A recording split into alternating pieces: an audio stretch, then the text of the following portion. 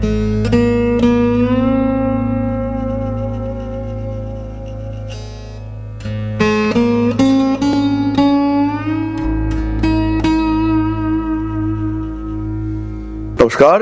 মীন রাশি কালপুরুষের দ্বাদশ রাশি, অত্যন্ত বিনয়ী এবং সবার সঙ্গে বাড়িয়ে চলার ক্ষমতা যুক্ত মীন রাশি। এই মানুষগুলির জীবনে বারবার বিভিন্ন ধরনের সমস্যা আসে, আর সমস্যাগুলোর মধ্যে বেশিরভাগই কিন্তু তার ইমোশনের সঙ্গে কানেক্টেড।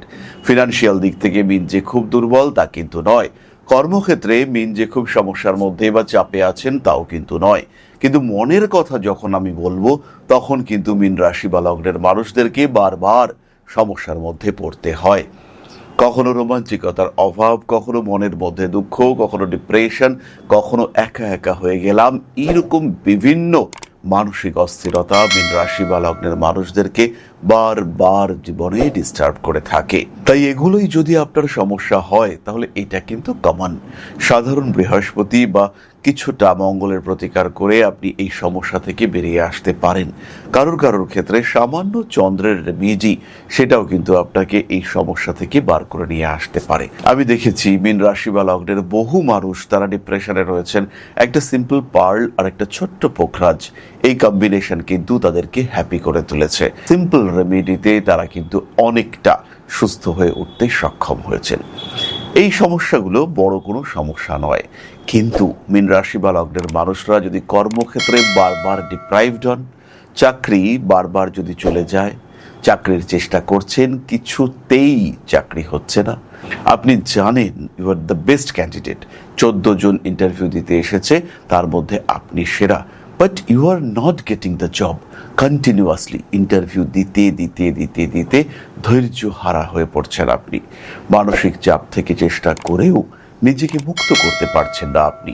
কারণ কিন্তু একটাই, গ্রহদের মধ্যে সন্তুলনের অভাব। স্পেশালি জুপিটার আপনার কুণ্ডলিতে পীড়িত অবস্থায় রয়েছে। বাবা মা এদের শরীর স্বাস্থ্য নিয়ে দুশ্চিন্তা ক্রমাগত বাড়ছে। জ্যোতিষ বন্ধুর পরামর্শ নিতে হবে।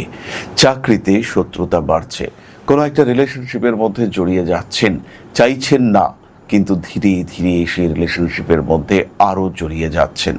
মানসিক দিক থেকে বিভিন্ন রকম চাপ বাড়ছে, তার মানে কিন্তু আপনি সমস্যার মধ্যে রয়েছেন। জ্যোতিষ বন্ধুর পরামর্শ আপনাকে সামনে এগিয়ে নিয়ে যাবে। মানসিক অশান্তি, অবসন্নতা আপনাকে ডিস্টার্ব করছে, ডিপ্রেশন ক্রমাগত আপনাকে ঘিরে ধরছে। কাউন্সেলিং করাচ্ছেন, ট্রিটমেন্ট চলছে, কিন্তু কোনো রেজাল্ট নেই। কন্টিনিউয়াসলি আপনি ডাউন, আরো ডাউন হয়ে চলেছেন। ব্যবসার ক্ষেত্রে অস্থিরতা বাড়ছে, মানুষকে ভরসা করতে পারছেন না। সবচেয়ে বড় বিষয়, ব্যবসার ক্ষেত্রে আপনি কিছুতেই রেগুলার হিসেব রাখতে পারছেন না। টাকা আসছে, টাকা যাচ্ছে, টাকা হিসেব নিকেশ করা হচ্ছে, কিন্তু বুঝতে পারছেন সেই হিসেবটা কিন্তু পারফেক্ট নয়। তার মানে আপনার জন্মকুণ্ডলিতে ডিস্টারবেন্স রয়েছে, বুধ পীড়িত।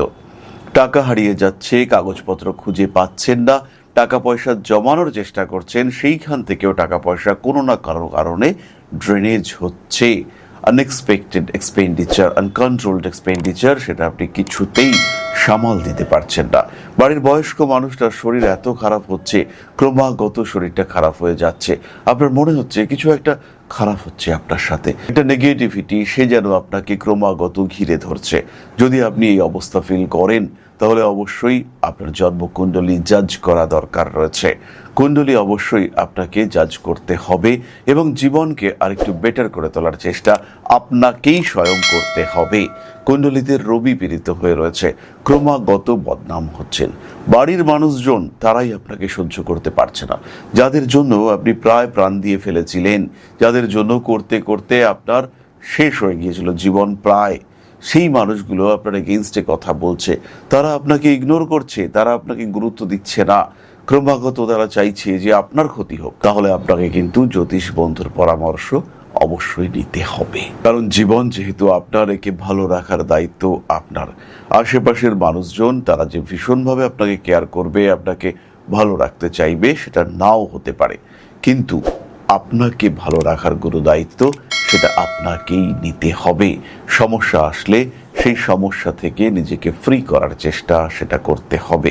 হ্যাপি থাকতে হবে আপনাকে, তৃপ্ত থাকতে হবে আপনাকে। ভালো থাকুন, মায়ের আশীর্বাদ আছে আপনাদের সঙ্গে। জয় মা আদি শক্তি। নমস্কার।